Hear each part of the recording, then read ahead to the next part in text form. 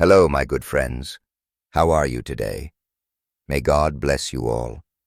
I will not introduce anything. You guys watch the video and feel it. Then let's evaluate together. The kitchen smelled like burnt cookies and hope.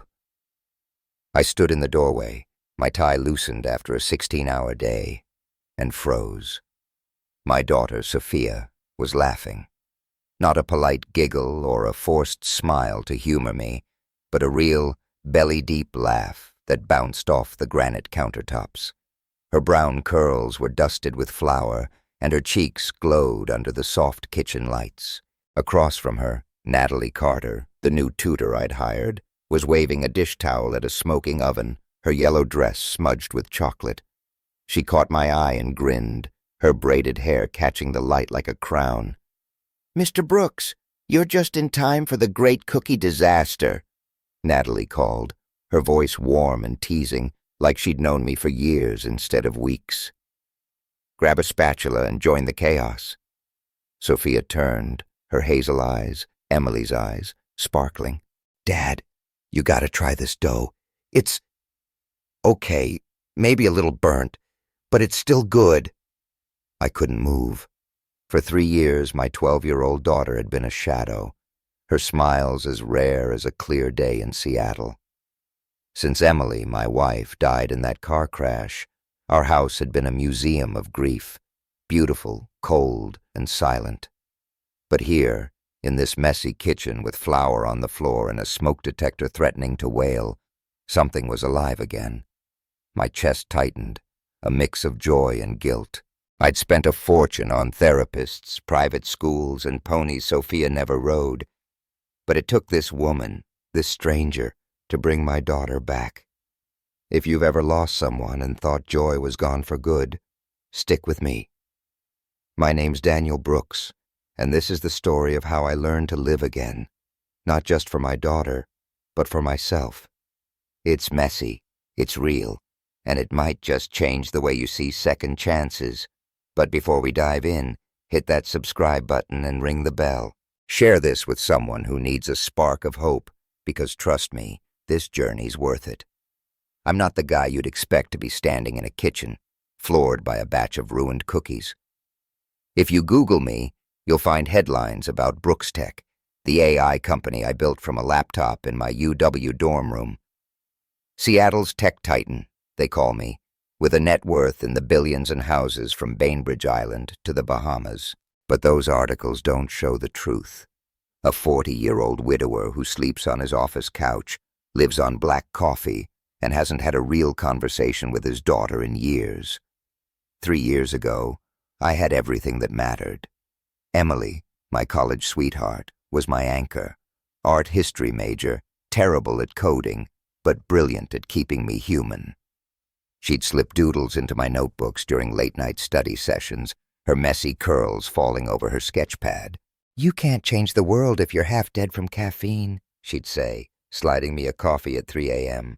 When Brooks Tech took off, she stayed my compass, reminding me that money didn't define us. We had Sophia, our miracle kid, who'd toddle into my office with crayons and demand I draw her a dragon. Back then, I was Daniel, not Mr. Brooks. Then came the Tuesday that broke me. Emily was driving home from a charity auction she'd organized, kids' art programs, her passion. A drunk driver ran a red light on I-5. The police showed up at our door, their faces grim under the porch light. I don't remember much after that, just the hospital's sterile halls, Sophia's small hand in mine, and the flat line on the monitor that still haunts my nightmares. At the funeral, I held Sophia as we stared at Emily's photo, both of us too numb to cry. After that, I did what I knew best. I worked. Board meetings, acquisitions, product launches. I filled every second so I wouldn't have to feel. My assistant Marcus brought me fresh shirts to the office. I'd crash on my leather couch, maybe snag 3 hours of sleep. I told myself I was building a legacy for Sophia, securing her future. Truth was, I couldn't face our house on Lake Washington, with Emily's paintbrushes still on the dining table and her lavender scarf draped over the couch. I couldn't face Sophia, whose eyes were so much like her mother's, It hurt to look at her. Sophia changed, too. My bubbly 9-year-old, who'd sing off-key to Taylor Swift, became a quiet preteen I barely recognized. Our talks dwindled to clipped exchanges about homework or what she wanted for dinner. I hired top nannies, enrolled her in Seattle's best private school, bought her every gadget a kid could want. But I missed her school plays, sent Marcus to parent-teacher conferences, and checked emails during her birthday dinners. I was there, but not really there. Last month, it all came crashing down. I was in San Francisco, closing a deal with a venture capital firm, when my phone buzzed. It was Dr. Larson, Sophia's principal.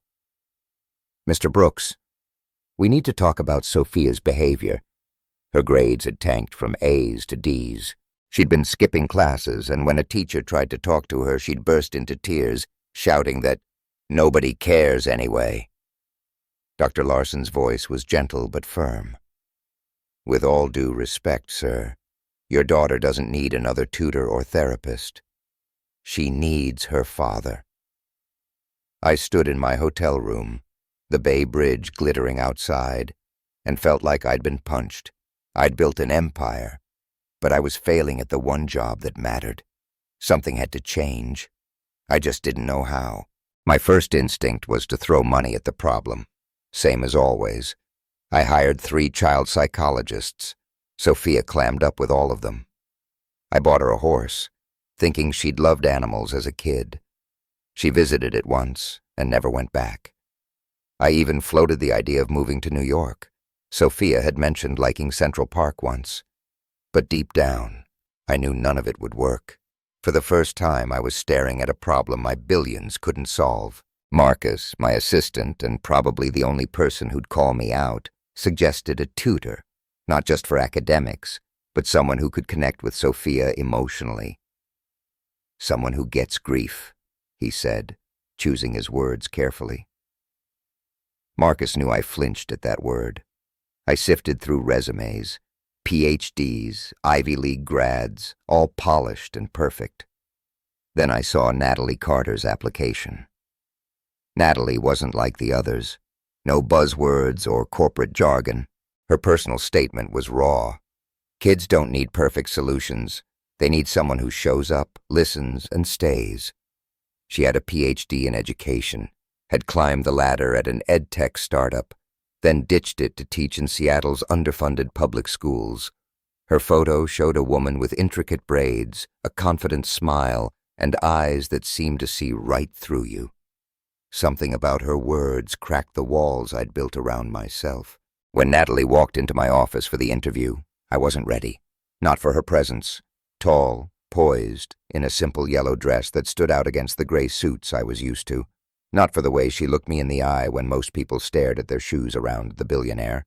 And definitely not for her opening line. "Mr. Brooks, before we talk about my credentials, I need to know what success looks like to you," she said, setting her notebook down. "Better grades for Sophia, or a daughter who feels seen," I stammered. Me, the guy who'd pitched to Silicon Valley sharks without blinking. "Both, I guess," I said, feeling like an intern. "But grades are a start." She raised an eyebrow. "Grades are easy. Connections harder. Are you ready to show up for that?" Nobody talked to me like that. My boardroom was full of yes men, and even Marcus softened his jabs with a grin. But Natalie wasn't intimidated, and it threw me. I hired her on the spot, though I second-guessed it the second she left. Her conditions were insane. 3 family dinners a week, no phones allowed, access to old photo albums to understand Sophia's life, and 1 full day off each week to spend with my daughter. I laughed it off. My schedule was a Tetris game of meetings. But Natalie just smiled, that same unshakable smile, and said, "You built an empire from a dorm room, Daniel. You'll figure it out." The first weeks were brutal. Sophia saw Natalie as an intruder, another adult paid to fix her. She'd slump at the dinner table, pushing peas around her plate while I fumbled through small talk. Natalie, though, was relentless. She'd show up with stories, folk tales from her childhood in Rainier Valley, about trickster spiders or clever rabbits, her hands dancing as she spoke. Sophia would roll her eyes, but I caught her listening. Natalie challenged me too. When I sent my driver to pick Sophia up from school, she texted, "She needs her dad, not a chauffeur." When I tried to smooth over Sophia's bad day with a new iPhone, Natalie left a parenting book on my desk with a post-it. Some things can't be bought. I wanted to fire her half the time, but I couldn't deny the shift. Sophia's silences were shorter, her sarcasm sharper, like the old her was peeking through. Then came that night in the kitchen, the moment that changed everything. I'd been in back-to-back meetings, my head pounding from a boardroom fight over a patent lawsuit. I got home late, expecting a quiet house. Instead, I heard laughter before I even opened the door. The kitchen was a war zone. Flour dusted the counters, a tray of blackened cookies sat abandoned, and the smoke detector was one burnt batch away from screaming. Sophia was giggling, holding a bowl of dough, while Natalie fanned the oven with a towel, her laugh rich and contagious. I don't know why it hit me so hard. Maybe it was Sophia's smile, so much like Emily's it stole my breath. Maybe it was Natalie, her warmth filling a house that had been cold too long. Or maybe it was the realization that I'd been running from this, from joy, from life, for 3 years. "Come on, Dad," Sophia said, waving a spoon. "You can't just stand there. Help us save these cookies." I hesitated. My phone buzzed in my pocket, probably Marcus with another crisis. But Natalie's eyes met mine, playful but firm, like she was daring me to choose this moment over work. I set my briefcase down, rolled up my sleeves, and stepped into the mess. "All right, let's see how bad you two screwed this up," I said, trying for a grin. Sophia snorted, and Natalie tossed me a spatula. "Bold words for a guy who probably hasn't touched an oven since college," she shot back. We spent the next hour salvaging dough, burning another tray, and laughing until my sides hurt. I was terrible at it. My cookies looked like abstract art, but Sophia didn't care. She smeared dough on my cheek, giggling when I pretended to chase her. Natalie joined in, her laugh weaving through the chaos like a melody. For the first time in years, I wasn't thinking about deals or deadlines. I was just here. When Sophia ran upstairs to grab her phone and show us a TikTok about baking fails, Natalie and I were left alone, cleaning up. The kitchen was still a disaster, but it felt alive. I glanced at her, wiping down the counter, her dress clinging lightly to her frame. My pulse quickened, and I looked away, guilty. Emily's face flashed in my mind. "You're good with her," I said, my voice rougher than I meant. "I haven't heard her laugh like that since—" Natalie paused, her eyes softening. "Since your wife?" I nodded, unable to say Emily's name. Natalie set the sponge down, her gaze steady. "You're allowed to let her laugh, Daniel, and you're allowed to laugh too." Her words landed like a stone in still water, rippling through me. I wanted to say something, anything, but my throat closed up. She smiled, just a little, and went back to cleaning. The air between us felt charged, like a storm was coming, and I wasn't sure I was ready for it. That night, I lay in bed, staring at Emily's photo on the nightstand. Her smile was frozen in time, her paint-splattered overalls a reminder of the life we'd built. I'd spent 3 years surviving, not living, convinced it was the only way to honor her. But tonight, with Sophia's laughter echoing in my head and Natalie's voice lingering, I wondered if I'd been wrong. Could I be a father again? Could I let light back into our home without betraying Emily? I didn't have answers, but for the first time, I wanted to find them. If this moment, this messy, flour-dusted spark, touched you, hit that subscribe button and ring the bell. Drop a comment about a time you found hope in an unexpected place, and share this story with someone who needs it. Stay with me, because this is just the beginning, and I promise, it's a journey that'll hit you right in the heart. The rain was relentless, hammering the floor-to-ceiling windows of my Lake Washington home. Seattle's gray blanket had settled in, and I was pacing the living room, my phone buzzing with emails about a patent lawsuit that could tank Brooks Tech's latest project. But my mind wasn't on the lawsuit. It was on Sophia, who'd just stormed out of dinner, her fork clattering against her plate as she yelled, "You're not my mom!" at Natalie. The words hung in the air like smoke, and Natalie, to her credit, didn't flinch. She just set her napkin down, her face calm but her eyes tight, and said, "I know, Sophia. I'm not trying to be. I should have gone after my daughter, but I didn't. Instead, I stood there, caught between wanting to fix this and not knowing where to start. Natalie was supposed to be the answer. Her resume promised it, her confidence sold it. But 2 weeks in, our house felt like a pressure cooker. Sophia was pushing back. I was drowning in work, and Natalie was holding up a mirror I wasn't ready to look into. If you've ever tried to rebuild a family while the pieces keep slipping through your fingers, you'll get why I was starting to wonder if I'd made a mistake. The kitchen moment from a couple of weeks ago, that spark of laughter and burnt cookies, felt like a dream now. I'd let myself hope, let myself believe Natalie could bridge the gap between me and Sophia. But hope's a tricky thing. It lifts you up, then drops you when you're not looking. Sophia wasn't the bubbly kid from that night anymore. She'd gone back to her default setting, sullen, quiet, her hazel eyes dodging mine.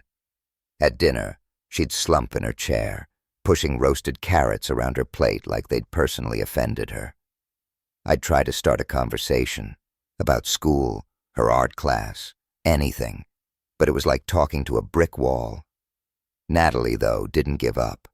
She'd show up every afternoon, her yellow tote bag stuffed with books and sketch pads, ready to tackle Sophia's math homework or her bad mood. She'd weave in stories from her childhood in Rainier Valley, where she grew up in a cramped apartment with her mom, a school teacher, and her dad, a jazz musician who was more ghost than parent. My mom used to say, "If you can't fix the world, start with your own backyard," Natalie told Sophia one night, passing her a bowl of mashed potatoes. Sophia rolled her eyes, but I caught her listening, her fork pausing midair. Still, Sophia wasn't buying it. She saw Natalie as an intruder, another adult my money had bought to fix her. Last night's blow-up wasn't the first. A few days ago, when Natalie suggested looking at old family photos to spark a conversation, Sophia snapped, "Why do you care?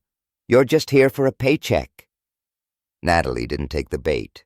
She just leaned back, her braided hair catching the dining room's chandelier light, and said, "I'm here because I think you're worth knowing, Sophia, paycheck or not." It was the kind of line that should have worked, but Sophia just shoved her chair back and bolted upstairs.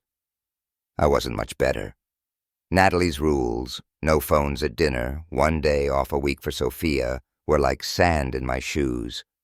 I'd built Brooks Tech by being available 24/7, and now I was supposed to play house while a rival company, Nexus AI, was slapping us with a lawsuit claiming we'd stolen their code. I tried, though. I'd sit through dinner, my leg bouncing under the table, itching to check my email. Natalie would catch my eye, her look saying, "Put the phone down, Daniel." Half the time, I'd listen. The other half, I'd sneak a glance at my screen, and she'd call me out later with a text.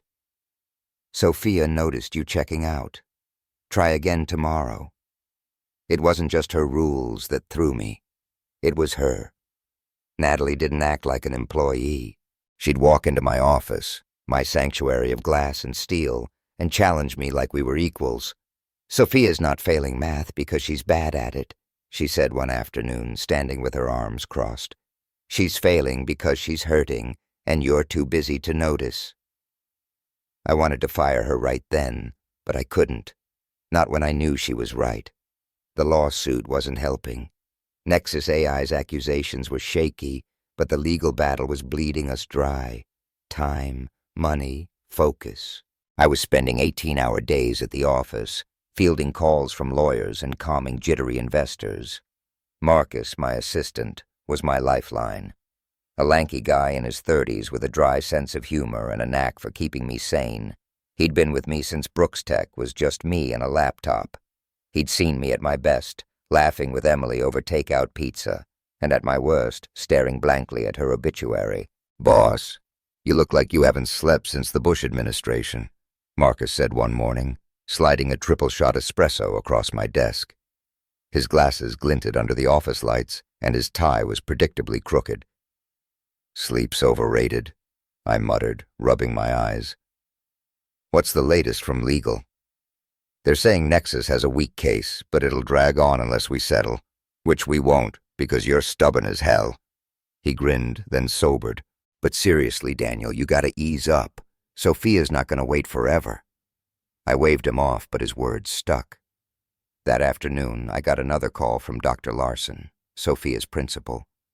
She'd skipped her art class, the one thing she still seemed to care about, and was caught doodling in the library instead of attending. "She's not disruptive," Dr. Larson said, "but she's pulling away. Have you considered family counseling?" I wanted to say I'd tried everything: therapists, tutors, bribes. But the truth was, I hadn't tried me. I'd outsourced my daughter's pain, hoping someone else could fix it. That night, I promised myself I'd show up for dinner. No distractions. But when I got home, Sophia's outburst happened, and I was back to square one. Natalie didn't let it faze her. The next day, she showed up like nothing had happened, her tote bag slung over her shoulder. She was wearing a green sweater that hugged her frame, and I caught myself staring a second too long before looking away. Guilt twisted in my gut. Emily's face was still everywhere, in the photos on the walls, in Sophia's eyes. But Natalie had this way of filling a room, her laugh like a jazz riff, her presence warm and unyielding. "Rough night, huh?" she said, setting her bag on the kitchen counter. The house was quiet. Sophia was at school, and the rain tapped a steady rhythm outside. "You could say that," I replied, pouring myself a coffee. "Sorry about Sophia. She's not herself." Natalie leaned against the counter, her eyes searching mine. "She's exactly herself, Daniel. A kid who's hurting and doesn't know how to say it. You want her to open up? You've got to meet her halfway." "Easy for you to say," I shot back, sharper than I meant. "You're not the one failing her every day." Her expression softened, but she didn't back down. "You're not failing her. You're just lost. And that's okay, as long as you keep trying." She reached out, her hand brushing mine as she took the coffee pot. The touch was brief, but it sent a jolt through me, like static on a winter day.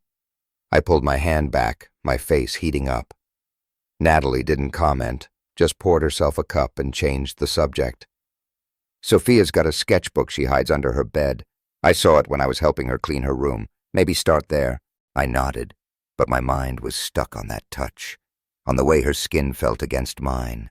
It was nothing, just a moment, but it lingered, stirring something I hadn't felt in years.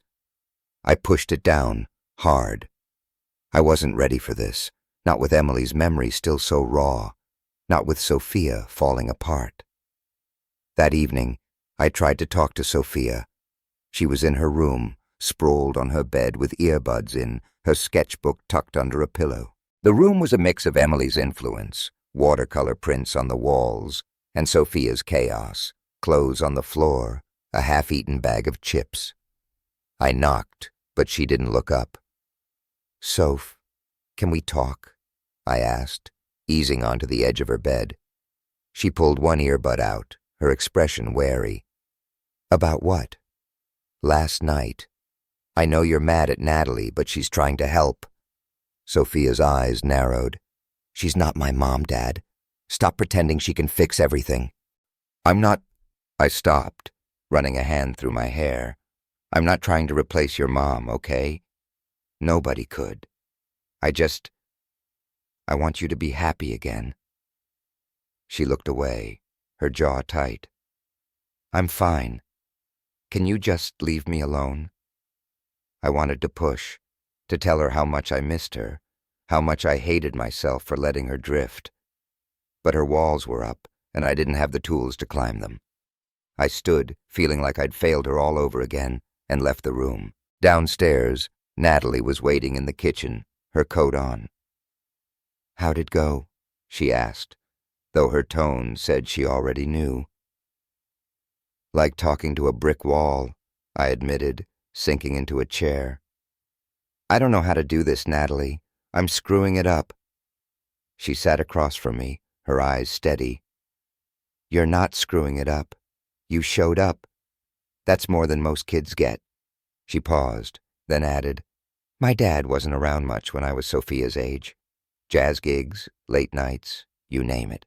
I hated him for it, but I'd have given anything for him to just try." Her words hit hard. I thought of Emily, how she'd always known what to say, how she'd pull Sophia onto her lap and make everything okay. I wasn't her, but maybe I could be something. "Thanks," I said, my voice low, "for not giving up on us." Natalie smiled, a small, real smile that made my chest ache. "I'm stubborn like that. Get used to it." She stood, slinging her bag over her shoulder, and for a second I wanted to ask her to stay, to keep talking, to keep filling this house with her warmth. But I didn't. I just watched her go, the rain swallowing her silhouette as she stepped outside. The next day I got a break, or so I thought. Marcus burst into my office, his usual grin replaced by a grimace.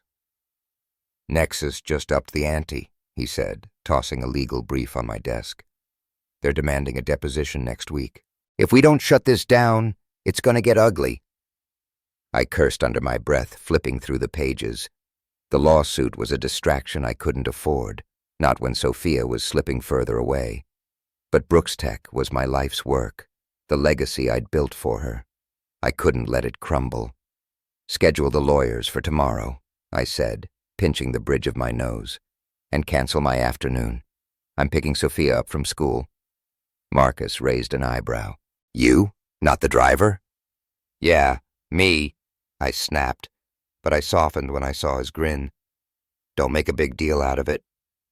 "Wouldn't dream of it, boss," he said, but he was still smiling as he left.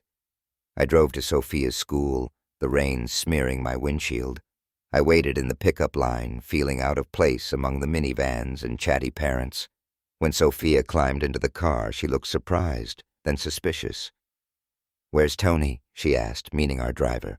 "Gave him the day off," I said, trying to sound casual. "Thought we could grab ice cream or something."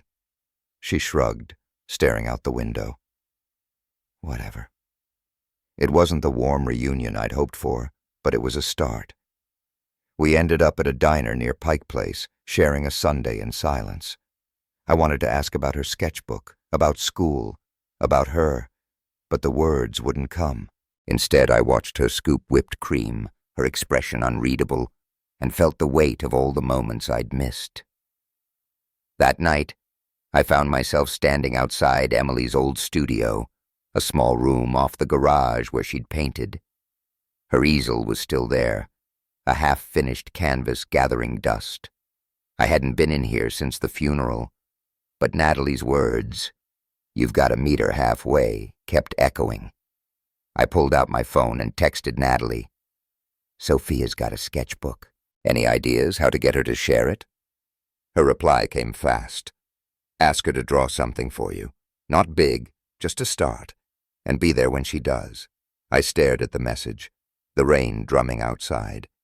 It was a simple idea, but it scared me. What if Sophia shut me out again? What if I pushed too hard and lost her for good? But as I looked at Emily's canvas, at the vibrant blues and greens she'd left behind, I knew I had to try. For Sophia, for us. The sun broke through Seattle's clouds that Saturday morning, a rare gift in a city that wears gray like a uniform. I was in the backyard, my old Nikon camera in hand, snapping photos of Sophia as she chased a butterfly through Emily's garden.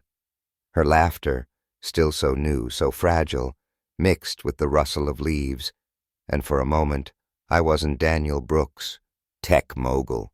I was just a dad, capturing his kid being a kid. Across the garden, Natalie knelt beside a rose bush, her green sundress catching the light, her braided hair swaying as she pointed out a ladybug to Sophia. She glanced at me, her smile soft but knowing, like she could see the weight I was carrying. "Nice shot, Ansel Adams," she teased, standing and brushing dirt off her hands. "You gonna frame that one?" "Maybe," I said, lowering the camera. My voice was light, but my chest was tight. This moment, Sophia's joy, Natalie's warmth, the garden Emily had loved, was everything I'd been running from. And yet here I was, leaning into it, terrified and alive all at once. The past few weeks had been a roller coaster. Sophia's outburst at dinner, her refusal to let Natalie in, had shaken me. The lawsuit at Brooks Tech was a constant hum in the background, threatening to pull me under. But something was shifting. Natalie wasn't just a tutor anymore. She was a lifeline, pulling me and Sophia toward each other, one stubborn step at a time. If you've ever stood at the edge of hope, afraid to jump, you'll understand why this day felt like a turning point, and why the shadow of Emily's memory made it so damn hard to embrace. Since Sophia's blow-up, I'd been trying harder. Natalie's advice, ask Sophia to draw something, stuck with me. I'd found her sketchbook under her bed, a spiral-bound thing stuffed with pencil drawings of forests, dragons, and in one corner, a faint sketch of Emily's face.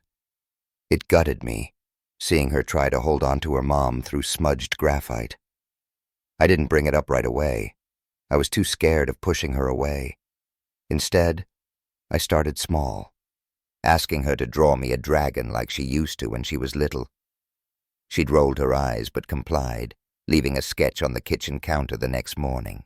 It wasn't much, but it was a crack in her walls, and I clung to it. Natalie noticed the change too. She'd started bringing art supplies to her sessions with Sophia, watercolors, charcoal, even a set of brushes that reminded me of Emily's.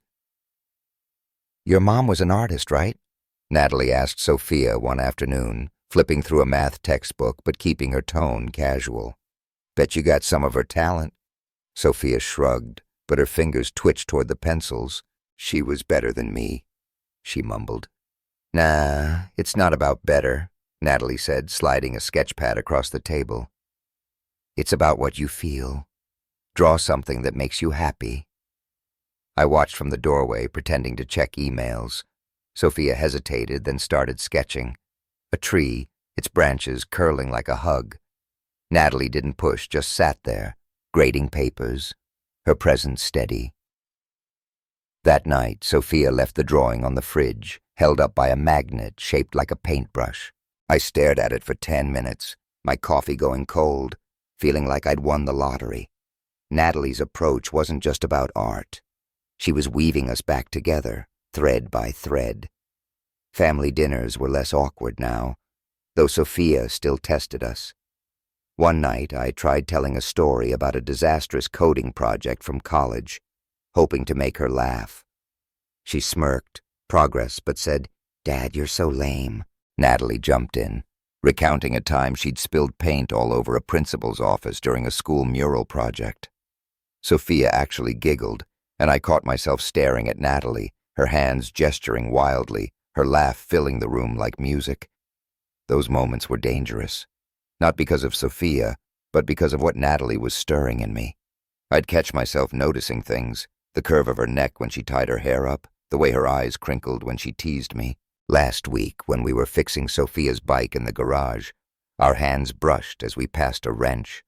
Her skin was warm, and the air between us crackled, like a spark waiting to catch. I pulled back, muttering something about grease, but my pulse didn't slow for an hour. Emily's face was still in every corner of this house, and every time I felt that pull toward Natalie, guilt slammed into me like a wave. The turning point came when Natalie found out about Sophia's school art project. Her teacher, Ms. Rivera, had assigned the kids to create a piece about family to be displayed at a spring exhibition. Sophia hadn't mentioned it, but Natalie spotted a crumpled permission slip in her backpack. "This could be big for her," Natalie told me one evening, sitting on the couch with a mug of tea. The living room was dim, the rain tapping the windows, and Sophia was upstairs doing homework. "She's got so much to say, Daniel. Art's her way of saying it." I leaned back, my tie loosened, a glass of bourbon in hand. "She won't even show me her sketchbook half the time. You think she'll open up for a school project?" "I think she's already opening up," Natalie said, her voice soft but firm. "She drew that tree for you, didn't she? Give her a safe space and she'll surprise you." I studied her, the way the lamplight played on her cheekbones, the calm certainty in her eyes. "How do you do that?" I asked, almost to myself. "See the best in people even when they're a mess?" She laughed, a low, warm sound. "Grew up in Rainier Valley, Daniel. You learn to find the good in the chaos, or you don't make it." She paused, her fingers tracing the rim of her mug. "My mom taught me that. She was a teacher too, always saw the kid behind the attitude. Guess I picked it up." "What about your dad?" I asked, surprising myself. She rarely talked about him. Her smile faded, just a touch. "He was a jazz guy, saxophone, good when he was around, gone most of the time. I used to wait for him to show up, but—" She shrugged. "Eventually, you stop waiting." I nodded, the bourbon burning my throat. "I don't want Sophia to stop waiting for me." "Then don't give her a reason to," Natalie said, her eyes locking onto mine. The air shifted, heavy with something unspoken. I wanted to reach for her hand, to tell her how much her being here meant, but the weight of Emily's memory held me back. Natalie set her mug down and stood, breaking the moment. "I'll talk to Sophia about the art project. You just keep showing up." The next week, Natalie convinced Sophia to work on the project. They set up in the dining room, papers and paints spread across the table Emily used to cover with her own sketches. I stayed out of the way, working in my home office, but I could hear them. Sophia's quiet answers, Natalie's gentle encouragement. One evening, I came downstairs for a coffee and found them hunched over a canvas, Sophia's brush moving in slow, deliberate strokes. "Don't peek, Dad," Sophia said, throwing a rag over the canvas. Her tone was playful, not sharp, and it caught me off guard. "Wouldn't dream of it," I said, raising my hands. "What's it about?"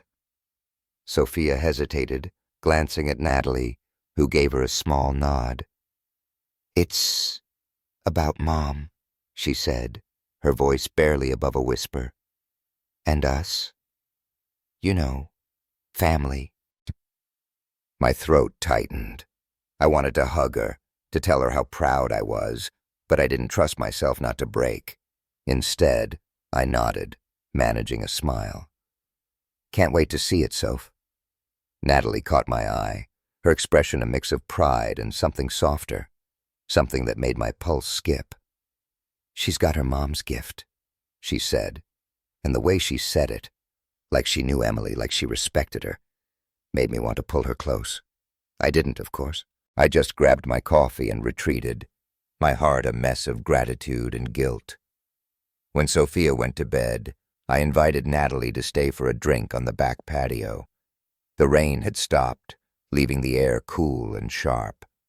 We sat under the string lights, her with tea, me with another bourbon. The lake was a dark mirror beyond the garden, reflecting the city's glow. "You're good at this," I said, breaking the silence. "Getting through to her. I've been trying for years, and I'm nowhere close." "You're closer than you think," she said, tucking a braid behind her ear.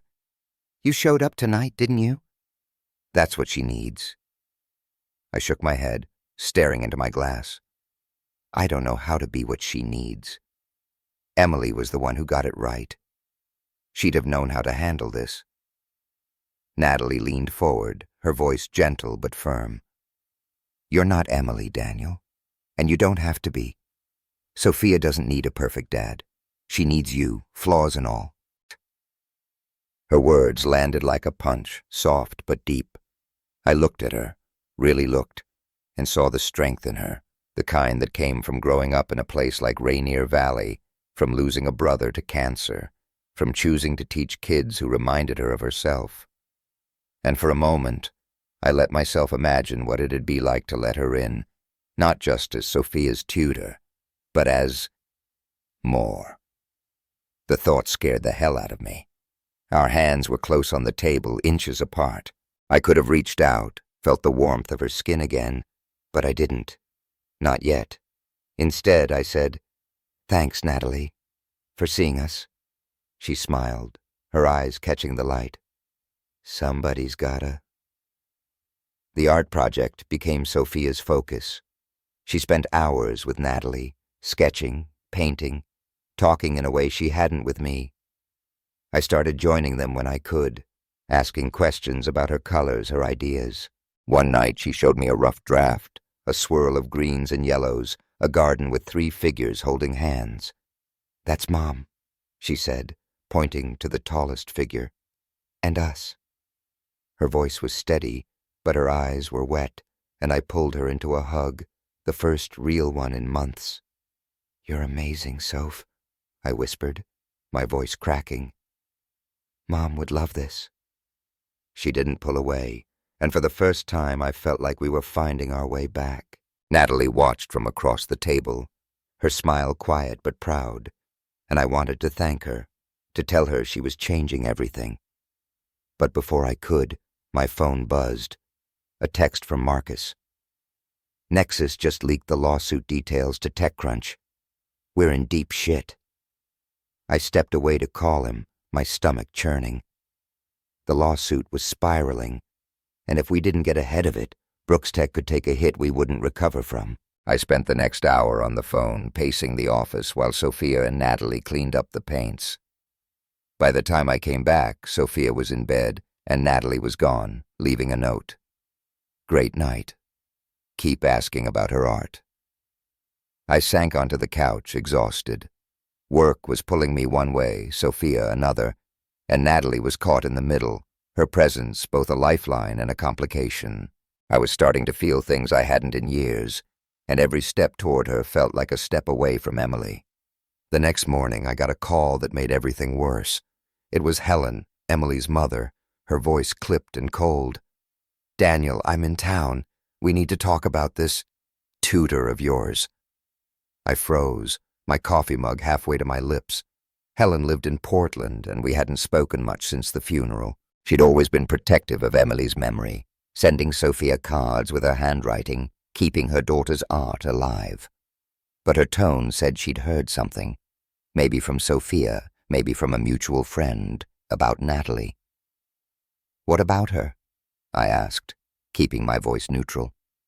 "She's spending a lot of time in your home," Helen said. "Sophia mentioned her at dinner, and I'm concerned. Emily's not even gone 3 years, Daniel. I don't think it's appropriate." My jaw tightened. Natalie's helping Sophia. She's good for her. Helping or replacing? Helen's words were sharp, cutting through me. "I'm coming by tomorrow. We'll discuss this in person." She hung up before I could respond. I stood in the kitchen, the house silent except for the hum of the fridge. Helen's visit was a storm I hadn't seen coming, and her words echoed my own fears. Was I betraying Emily by letting Natalie in?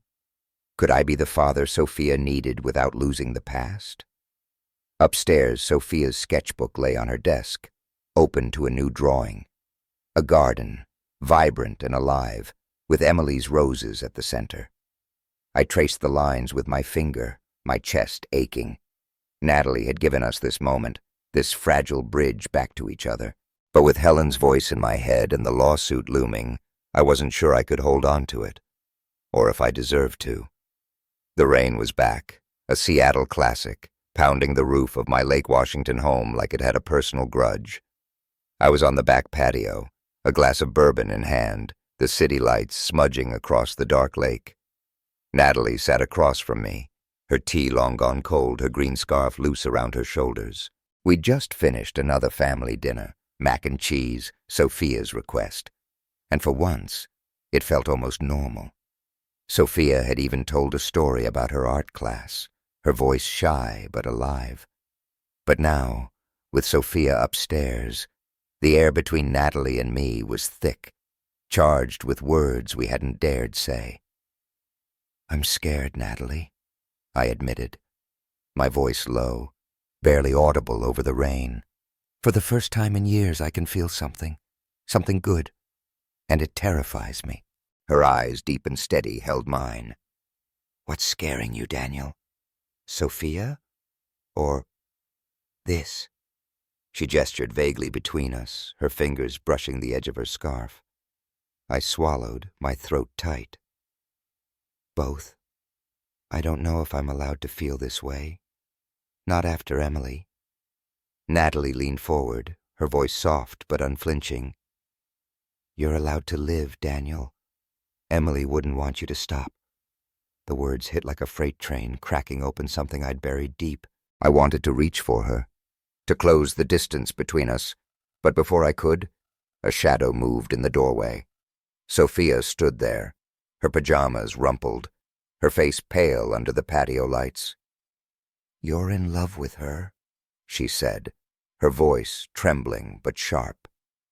"You're trying to forget, Mom." The world stopped. Natalie froze, her hand halfway to her scarf.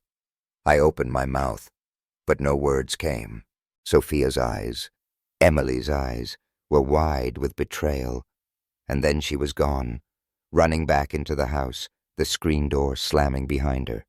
If you've ever watched your kids slip through your fingers, knowing you're the one who pushed them away, you'll get why that moment felt like the end of everything. I'd been trying so hard to be the dad Sophia needed, to let Natalie help us heal, but now it was all unraveling. And the worst part? I wasn't sure Sophia was wrong. The weeks since the art project had been a tightrope walk. Sophia's painting, a garden with Emily, me, and her, was a breakthrough, a sign she was opening up. She'd started talking more, not just to Natalie, but to me, sharing bits of her day, her sketches, even a joke about her math teacher's bad ties. I'd been showing up too, leaving the office by 6, ignoring Marcus's raised eyebrows when I skipped late-night calls. The lawsuit with Nexus AI was still a mess. TechCrunch's article had tanked our stock price, but I was delegating more, trusting my team to handle the fallout. For the first time, Sophia felt like my priority, not just my responsibility. Natalie was the glue. She'd turned our dining room into an art studio, canvases and paint tubes scattered across the table Emily used to love. She'd coax Sophia into painting, then slip in questions about school, friends, even Emily. "Your mom sounds like she had a wicked sense of humor," Natalie said one night, mixing blue paint. "Bet she'd have loved your dragon sketches." Sophia nodded, her brush pausing. "She used to draw dragons with me, said they were her secret superpower." I watched from the kitchen, my heart aching and swelling at the same time. Natalie wasn't replacing Emily. She was helping Sophia keep her mom's memory alive. And me? I was falling, hard, for the woman who'd walked into our broken home and refused to give up. Every smile, every challenge, every moment her hand brushed mine. It was like waking up after years of sleepwalking. But with every step closer to her, guilt clawed at me. Emily's paintbrushes were still in the studio, her scarf on the couch. How could I let myself feel this when she was gone? Helen's visit hadn't helped. Emily's mom showed up the day after her call, her silver hair pulled tight, her eyes scanning the house like she was looking for evidence of betrayal. We sat in the living room, Sophia at school, Natalie out teaching. Helen didn't waste time. "I hear this Natalie spends a lot of time here," she said, her voice clipped, her coffee untouched. "Sophia talks about her constantly. I'm worried, Daniel. Emily's memory deserves respect." I gripped my mug, my knuckles white. "Natalie's not erasing Emily. She's helping Sophia, helping us. You should see her art, Helen. It's Emily's spirit, alive in her." Helen's lips thinned. "Art is one thing, but I see the way you talk about this woman. It's too soon. Sophia's not ready for a new family." "She's not a new family," I snapped. then softened. She's a friend, a teacher. She's giving Sophia what I can't. Helen stood, her purse clutched tight. Just be careful, Daniel, for Sophia's sake. Emily was her world. She left, but her words lingered, a splinter under my skin. I wanted to dismiss them, but part of me agreed. Was I moving too fast? Was I letting my feelings for Natalie cloud what Sophia needed? The questions gnawed at me, especially after nights like tonight, when the line between gratitude and something deeper blurred. Sophia's accusation on the patio shattered everything. I chased her inside, my bourbon glass forgotten, the rain soaking my shirt as I crossed the threshold. She was in her room, the door locked, her sketchbook thrown on the floor. I knocked, my voice hoarse. "Sophia, please, let me in. We need to talk." "Go away!" she shouted, her voice muffled but raw. "You don't get it, Dad. You're ruining everything." I leaned my forehead against the door, my breath ragged. Natalie appeared behind me, her scarf still loose, her expression a mix of guilt and resolve. "Let me try," she said softly, touching my arm. Her fingers were warm, steadying, but I pulled away, too raw to handle it. "This is my fault," I muttered. "I should have been clearer. I should have—" "Daniel, stop," she said, her voice firm. "She's hurt, not broken. Give her space, but don't give up." She hesitated, then added, "I'll come back tomorrow. We'll figure this out together." She left, her car's taillights fading into the rain. I sank onto the floor outside Sophia's room, listening to her muffled sobs, feeling like the worst father alive. I'd spent 3 years running from my grief, thinking work could fill the void. Now, I was facing a new kind of loss, the fear that I'd pushed my daughter so far, she'd never come back. The next morning, Sophia was gone. Her bed was empty, her backpack missing. Panic hit me like a tidal wave. I called her phone, but it went straight to voicemail. I tore through the house, checking the garage, the studio, even Emily's garden, as if she'd be hiding behind the roses. Nothing. My hands shook as I dialed Marcus. "She's gone," I said, my voice cracking. "Sophia's gone. I don't know where she is." "Slow down, boss," Marcus said, his usual sarcasm gone. "When did you last see her?" "Last night. We fought. She heard me talking to Natalie, thought I was replacing Emily." I choked on the words, the memory of her face, pale, betrayed, burning in my mind. "Okay, stay calm," Marcus said. "Check her friends, her school. I'll call Tony, see if he's seen her. We'll find her." I hung up and called Ava, Sophia's friend from art class, the one who'd been encouraging her to open up.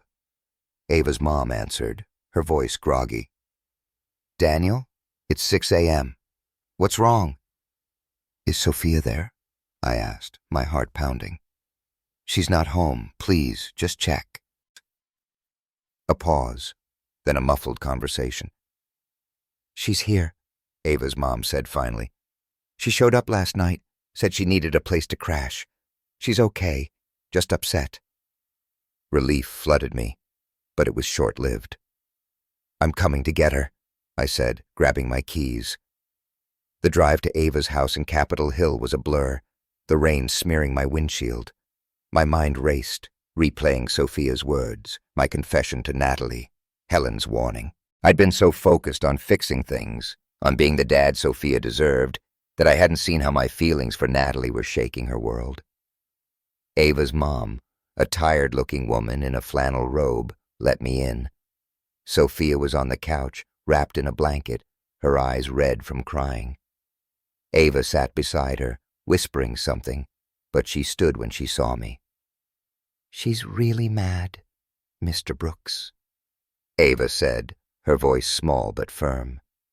"But she misses you." I nodded, my throat too tight to speak. I knelt in front of Sophia, the rain still dripping from my coat. "Soph, I'm so sorry," I said, my voice breaking. I didn't mean to hurt you. I'm not trying to forget your mom, I swear. She didn't look at me, her fingers twisting the blanket. You love her, she whispered. You love Natalie, and it's like Mom doesn't matter anymore. No, I said, reaching for her hand. She didn't pull away, and that small mercy kept me going. Your mom will always matter. She's in you, in me, in every part of this family. Natalie's not here to take that away. She's here because she's helping us live again, and I want that for you, Soph. I want you to be happy. Sophia's lip trembled, and then she was crying, her shoulders shaking. I pulled her into my arms, holding her tight, the way I hadn't since she was little. The rain pounded outside, but in that moment, it was just us, father and daughter, holding on to each other in a stranger's living room. The door creaked open, and I looked up to see Natalie, soaked from head to toe, her scarf clinging to her shoulders. Ava's mom must have called her. She didn't say anything, just stood there, her eyes soft with worry. Sophia saw her and hesitated, then broke free from me and ran to her, burying her face in Natalie's coat. Natalie wrapped her arms around Sophia, her expression a mix of relief and tenderness. I'm sorry, Sophia mumbled, her voice muffled. I didn't mean to yell at you. It's okay, kiddo, Natalie said, stroking her hair. You're allowed to feel what you feel. I'm not going anywhere. I stood, my legs shaky, watching them. The rain had plastered Natalie's dress to her skin, and for a second, I couldn't look away. The strength in her, the way she held Sophia like she'd been part of our lives forever. Guilt and gratitude warred inside me, but gratitude won. Natalie wasn't just saving Sophia, she was saving me too. We drove home in silence, Sophia curled up in the back seat, Natalie beside me. The rain had eased to a drizzle, the city lights blurring through the windshield. At a stoplight, I glanced at Natalie, her profile sharp against the glow of the dashboard. Thank you, I said, my voice low, for being there, for everything. She turned, her eyes searching mine. You don't have to thank me, Daniel. I care about her, and... She hesitated, her voice dropping. I care about you too. The words hung between us, heavy and dangerous. My hand twitched on the steering wheel, wanting to reach for hers, to feel the warmth of her skin again. But Sophia was in the back, and Helen's voice was still in my head, warning me to slow down. The light turned green, and I focused on the road, my heart pounding. When we got home, Sophia went straight to bed, clutching her sketchbook like a lifeline. Natalie and I stood in the kitchen, the silence heavy. She was still damp from the rain, her scarf discarded on the counter. I stepped closer, close enough to smell the faint lavender of her perfume, to see the droplets clinging to her braids. We need to talk about this, I said, my voice rough. About us. Natalie nodded, her expression guarded but open. We do, but not tonight. Sophia's the priority right now. I wanted to argue, to tell her I couldn't keep pretending I didn't feel this pull, but she was right. I stepped back, running a hand through my wet hair. Tomorrow, then. Tomorrow, she agreed, her smile small but real. She grabbed her coat and headed for the door, but paused, looking back. You're a good dad, Daniel. Don't forget that. The door closed behind her, and I stood there, the kitchen quiet except for the drip of the faucet. Sophia was home, safe, but the rift between us wasn't healed. And Natalie, God, Natalie, was a question I didn't know how to answer. Helen's visit loomed, her disapproval a shadow over everything. I poured another bourbon, staring at Emily's scarf on the couch, and wondered if I was strong enough to face what came next. The jazz club was tucked into a corner of Pioneer Square, its neon sign flickering against the Seattle drizzle. Inside, the air was warm, thick with the smell of whiskey and the low hum of a saxophone. Natalie sat across from me at a small table, her fingers tapping to the rhythm of a Miles Davis cover, her red dress catching the stage lights. We'd come here after Tina, her best friend, insisted on a night out to loosen us up after the chaos of Sophia's runaway episode. Tina was on the dance floor now, swaying with a guy she'd just met, leaving Natalie and me alone in a bubble of music and unspoken tension. "You ever play?" I asked, nodding toward the stage, trying to keep things light. My beer was sweating in my hand, and I was hyper-aware of how close her knee was to mine under the table. Natalie laughed, a sound that cut through the club's hum like a clear bell. "Me? Nah. My dad was the musician. Sax like that guy up there. I just listened. Mom said I got my rhythm from her, though." She grinned, her braided hair swaying as she leaned back. "Your dad," I said, seizing the opening. "You don't talk about him much." Her smile faded, just a touch, and she sipped her wine. "Not much to say. He was a ghost most of my life. Gig here, gig there. Showed up when it suited him." She paused, her eyes distant. "He called me last week, out of the blue. Wants to meet, says he's sorry. I don't know if I'm ready for that." I leaned forward, my voice low. "You don't have to be ready. But if you decide to hear him out, you're stronger than most." Her eyes met mine, soft but searching. Says the guy who's been carrying his own ghosts for 3 years. The words landed, heavy but not cruel. I thought of Emily, of Sophia's tear-streaked face when she'd run away, of the way Natalie had held her in the rain. I wanted to tell her how much she'd changed us, how her stubborn faith in us was rewriting my life. But the music swelled, and Tina swooped back to the table, breaking the moment.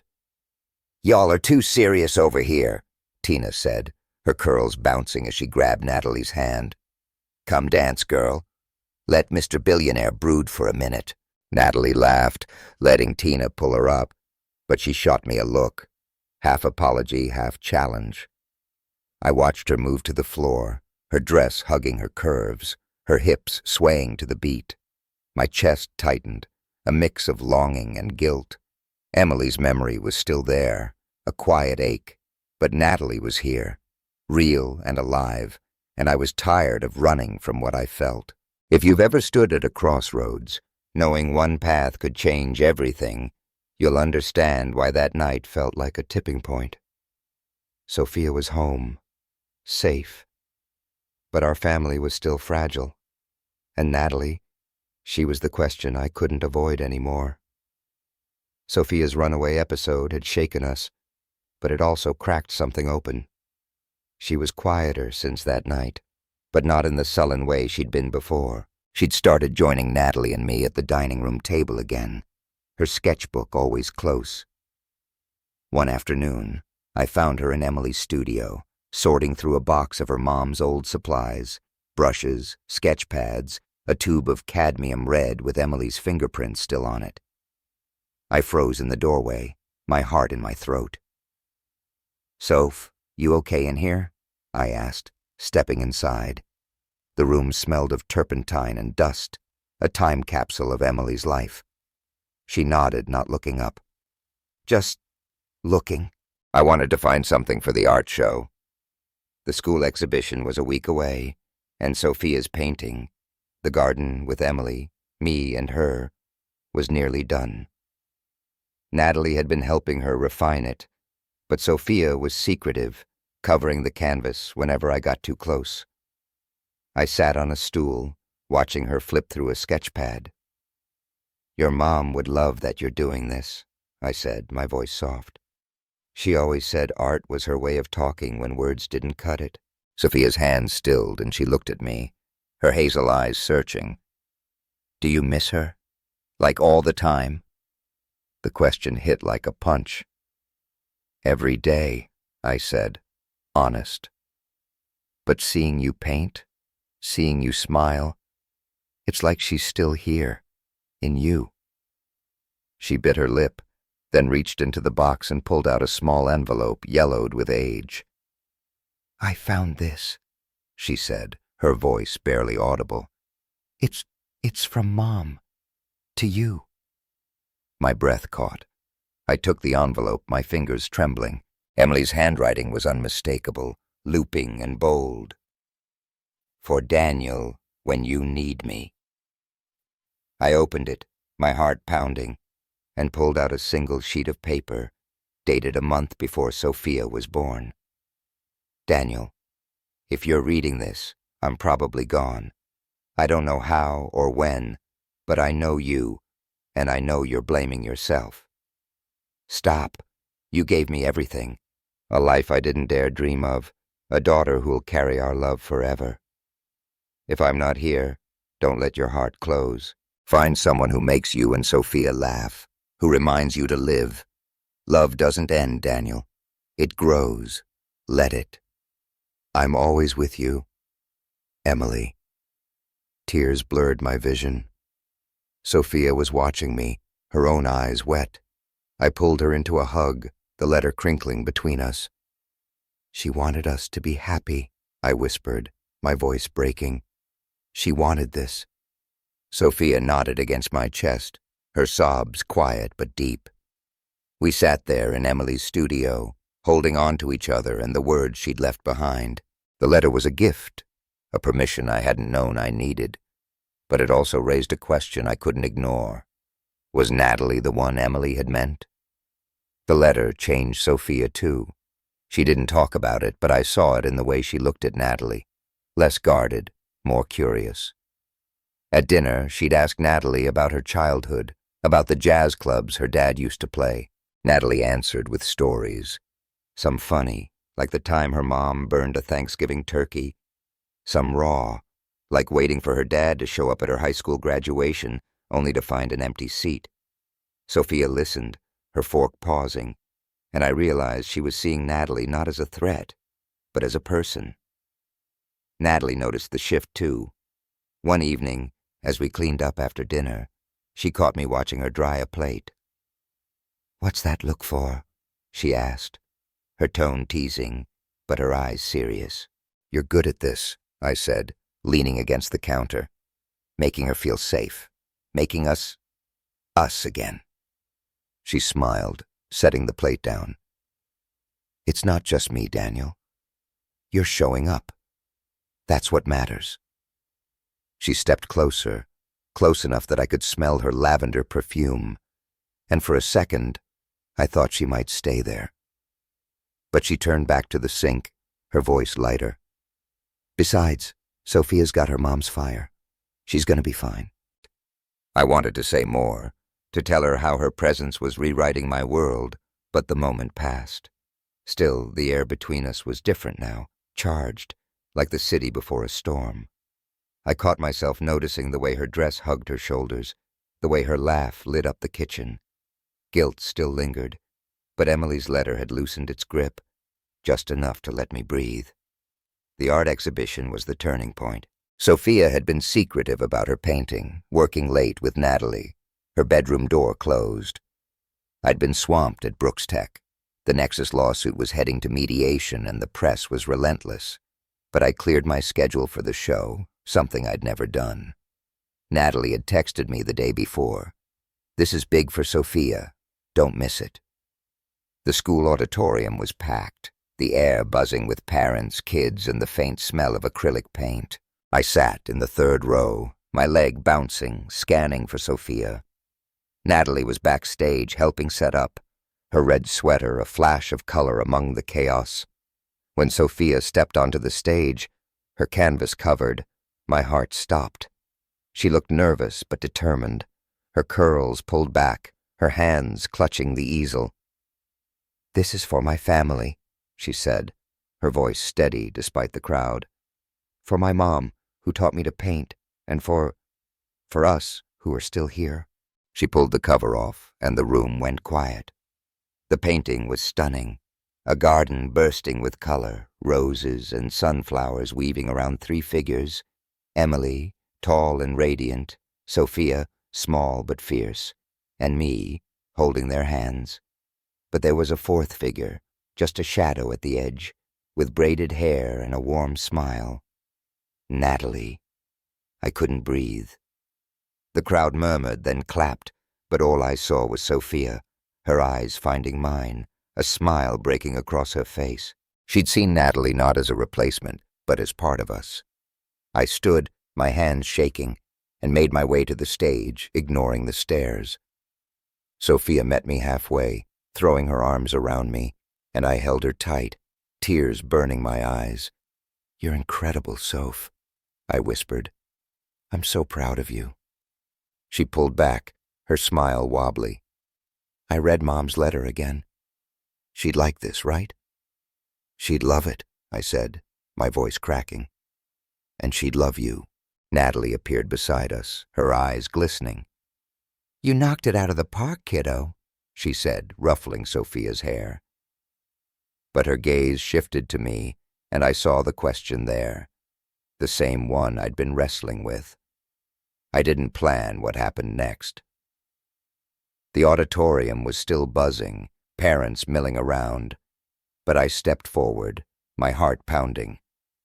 "Natalie," I said, loud enough for the room to hear, "you've changed everything. You brought us back, Sophia, me, this family. I don't know if I deserve it, but I want to try. With you." The room went quiet again, eyes turning to us. Natalie's breath caught, her hand rising to her chest. For a moment I thought she'd step back, but then she smiled, that radiant, unshakable smile, and closed the distance between us. Our lips met, soft and brief, but electric, a promise sealed under the stage lights.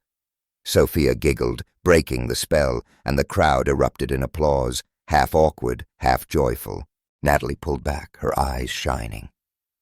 "We'll figure it out, Daniel," she whispered. "Together." We left the auditorium as a unit, Sophia between us, her painting carefully packed. The Seattle night was clear, the stars sharp against the sky. We walked to the car, Sophia chattering about her next project, Natalie's hand brushing mine as we crossed the street. It wasn't perfect. Helen's disapproval still loomed, and the lawsuit was far from over. But for the first time, I felt like we could face it. At home, Sophia went to bed, her sketchbook clutched tight. Natalie and I stood in the kitchen, the silence warm now, not heavy. "That was bold back there," she said, her tone teasing but her eyes soft. "Didn't know you had it in you." "Neither did I admitted, stepping closer. "But I meant it. I want this, us." She studied me, her expression a mix of hope and caution. "It's not going to be easy, Daniel. Sophia, your work, my stuff. I got an offer last week, a job with an education nonprofit in D.C. Big opportunity." My stomach dropped. "Are you taking it?" "I don't know," she said, honest. "I care about you, about Sophia, but I need to know this is real, not just gratitude." "It's real," I said, my voice steady. "I'll prove it." She smiled, her fingers brushing mine, sending a shiver through me. "Then we'll take it one day at a time." We stood there, the kitchen glowing under the soft lights, the future uncertain but full of possibility. Emily's letter was in my pocket, a reminder that love didn't end. It grew. But as I looked at Natalie, her strength, her warmth, I knew the next step wouldn't be easy. Helen was coming back. The lawsuit was a ticking clock, and Natalie's job offer was a question mark. Still, for the first time in years, I wasn't afraid to find out what came next. The garden smelled of damp earth and roses, Emily's roses, their petals catching the late afternoon sun. It was a Sunday, one of those rare Seattle days where the clouds parted like a curtain, letting the world breathe. Sophia knelt in the dirt, her hands black with soil, a small shovel clutched like a painter's brush. Beside her, Natalie was planting a sapling, her jeans smudged, her braided hair tied back with a scarf. I stood a few feet away, my camera around my neck, snapping photos, not for work, not for show, but for us. For this moment, when our little family, unconventional and scarred, felt whole. "Dad, you're gonna fill up your memory card," Sophia called, grinning as she patted the soil around the sapling. Her curls were a mess, and there was a streak of dirt across her cheek. But her eyes, Emily's eyes, were bright, alive. "Let him," Natalie said, her voice warm with a teasing edge. "He's got to document my green thumb. This tree's gonna outlive us all." She caught my eye, her smile soft but knowing, and my chest tightened the way it always did around her now. A year had passed since the art exhibition, since Sophia's painting and that impulsive kiss under the school's stage lights. We'd been through hell, grief, fights, doubts. But here we were, planting a tree in Emily's garden, not to bury the past, but to grow from it. If you've ever found light after loss, if you've ever rebuilt something you thought was gone forever, you'll understand why this day felt like a miracle. Stick with me to the end, because this story's about more than us. It's about believing in new beginnings, no matter how impossible they seem. The months after the exhibition weren't easy. Sophia's painting had been a turning point, a bridge back to each other, but bridges can wobble. She'd accepted Natalie, even leaned on her, but there were still days when she'd retreat to her room, her sketchbook, her only company. I'd find her drawing Emily, her smile, her paint-splattered overalls, and my heart would ache, knowing she was still wrestling with her mom's absence. But those moments were fewer now, replaced by laughter, late-night talks, and the kind of closeness I'd thought we'd lost. I'd changed, too. Brooks Tech was still my empire, but it wasn't my life anymore. The Nexus lawsuit settled out of court, a win, though it cost us a chunk of pride and cash. I delegated more, let Marcus handle the late-night crises, and made it home by 6 most nights. My office couch was just a couch now, not a bed. I'd even started shooting photos again, a hobby Emily had loved, capturing Sophia's soccer games or the way the Seattle skyline glowed at dusk. Work mattered, but Sophia was my legacy, and I wasn't going to screw that up again. Natalie was the heartbeat of it all. She didn't take the DC job offer, choosing instead to stay in Seattle and launch an art therapy program for kids who'd lost parents, funded through a foundation I'd started in Emily's name. She ran it with her usual fire, turning a small community center in Rainier Valley into a haven of paint, music, and healing. Sophia volunteered there sometimes, teaching younger kids to draw dragons, her confidence growing with every session. Watching them together, Natalie guiding, Sophia shining, I felt a gratitude so deep it hurt. But it wasn't perfect. Helen, Emily's mom, came back a month after the exhibition, her disapproval sharper than ever. We met at a cafe near Pike Place, the air thick with coffee and tension. "I saw the photos from Sophia's show," she said, her silver hair pulled tight. "You kissed that woman in front of everyone.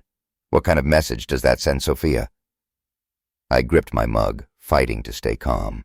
"It sends the message that I'm trying to live, Helen. For Sophia, for me. Natalie's not replacing Emily. She's helping us honor her." Helen's eyes narrowed. "Honor her? By moving on so fast?" "It's been 3 years," I said, my voice low but firm. "Emily wanted us to be happy. She wrote it herself in a letter Sophia found. I'm not betraying her. I'm keeping her promise." Helen didn't budge, but she softened when I showed her Sophia's painting, the one with Emily's roses and Natalie's shadow. "Sophia's thriving," I said. "She's painting, laughing, making friends. That's what Emily would have wanted." She left without agreeing, but a week later she sent Sophia a card. No lecture, just a note about how proud Emily would be. It wasn't forgiveness, but it was a start. I didn't need Helen's blessing, but I wanted it for Sophia's sake. Natalie and I took things slow, feeling our way through a relationship neither of us had expected. She didn't move in, though she spent most weekends at our place, filling the kitchen with her mom's gumbo recipe or blasting Ella Fitzgerald while we cooked. Sophia loved it, stealing Natalie's spatula to taste test everything. Those moments, laughing over burnt roux, arguing about jazz versus pop, were when I felt closest to whole. But Natalie had her own battles.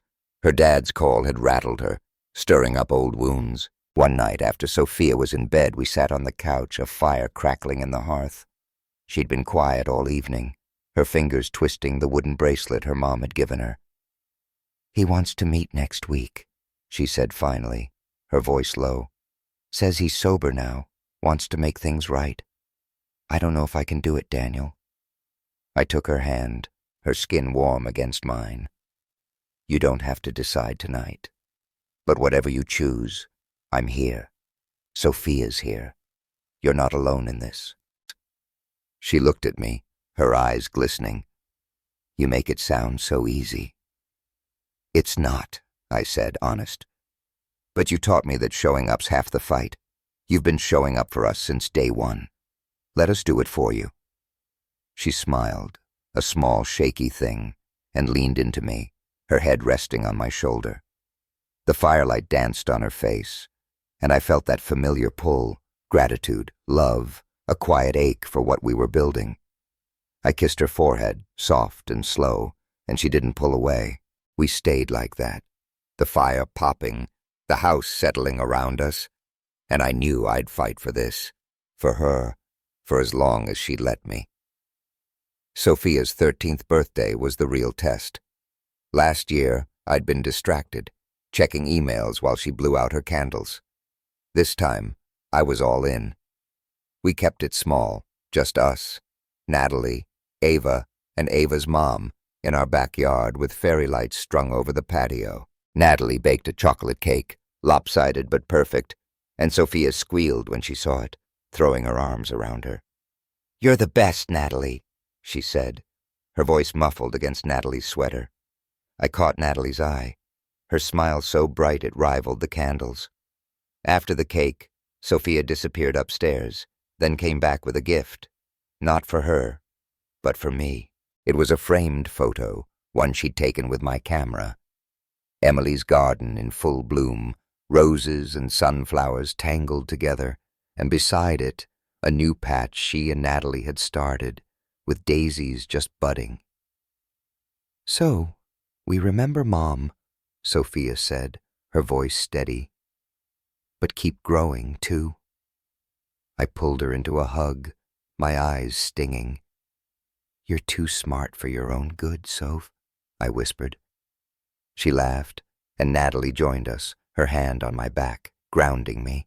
Ava snapped a picture, giggling about family vibes, and for once I didn't care about the label. This was us, messy, real enough. The foundation grew too. Emily's fund, as we called it, was Natalie's domain, a place where kids could paint their pain into something beautiful. I'd drop by the community center sometimes, watching her teach, her hands guiding a shy kid's brush or her laugh breaking through a quiet room. Sophia would tag along, passing out pencils or showing off her dragons, her confidence a mirror of Natalie's. One day I overheard a kid ask Sophia why she helped out. "My mom died," Sophia said, matter of fact. "This place makes it easier to remember her without hurting so much." I stepped outside, my throat tight, and called Marcus. "I'm doubling the fund's budget," I said. "Natalie's doing something real here." "About time you figured that out, boss," he said, his grin audible. "You're finally acting like a human again." He wasn't wrong. I wasn't the guy who'd slept in his office, who'd let Sophia drift. I was Daniel, dad, partner, someone who could look at Emily's photo on the mantel and smile, not flinch. We kept her memory alive, talking about her over dinner, laughing about her terrible puns or the way she'd dance in the kitchen. Sophia would sketch her sometimes, her pencil tracing Emily's curls, and Natalie would hang the drawings proudly. No jealousy, just love. Today, in the garden, felt like a full circle. The sapling was a dogwood, chosen by Sophia because Emily had loved their blossoms. We'd spent the morning digging, laughing, getting dirt everywhere. Now, as the sun dipped low, we stepped back, admiring our work. Sophia dusted her hands, her face flushed. "Think it'll grow big?" she asked, glancing at Natalie. "Big as you want it to," Natalie said, slinging an arm around her. "Just keep watering it. Like your art, like your heart." Sophia rolled her eyes but grinned. "You're so cheesy." "Takes one to know one," Natalie shot back, and they dissolved into giggles, collapsing onto the grass. I snapped a photo, the shutter clicking as they laughed, the sapling a small promise in the background. My heart felt full, not heavy, and I knew Emily was with us, not in the pain, but in the joy. Later, as Sophia ran inside to wash up, Natalie and I sat on the patio, a bottle of wine between us. The air was cool, the lake a quiet shimmer beyond the garden. "You're stuck with us now, you know," I said, my tone light but my eyes serious. "Sophia's already planning your next cooking disaster." Natalie laughed, her fingers brushing mine on the table. "Good. I like being stuck." She paused, her voice softening. "I met my dad last week. It was hard, but I'm glad I did it. You and Sophia, you gave me the guts to try." I turned her hand over, tracing her palm with my thumb. "You gave us a lot more than that," I said, my voice low. "You gave us a home again." She leaned in, her lips finding mine, soft and sure. The kiss was slow, warm, a promise we'd keep building this, us, day by day. When we pulled apart, her eyes were bright, her smile a little shy. "One day at a time, right?" she said. "Right," I agreed, my heart steady for the first time in years. That night I stood in the living room, Emily's photo on the mantel, her smile as radiant as ever. I didn't talk to her like I used to, didn't ask for permission or forgiveness. Instead, I touched the frame, grateful for the love she'd given me, the love that had taught me to open my heart again. Sophia was upstairs, sketching, her laughter drifting down. Natalie was in the kitchen, humming a jazz tune, the scent of her gumbo filling the house. This was our life now. Not perfect, not finished, but ours. We'd plant more trees, paint more pictures, face more storms. Helen might come around, or she might not.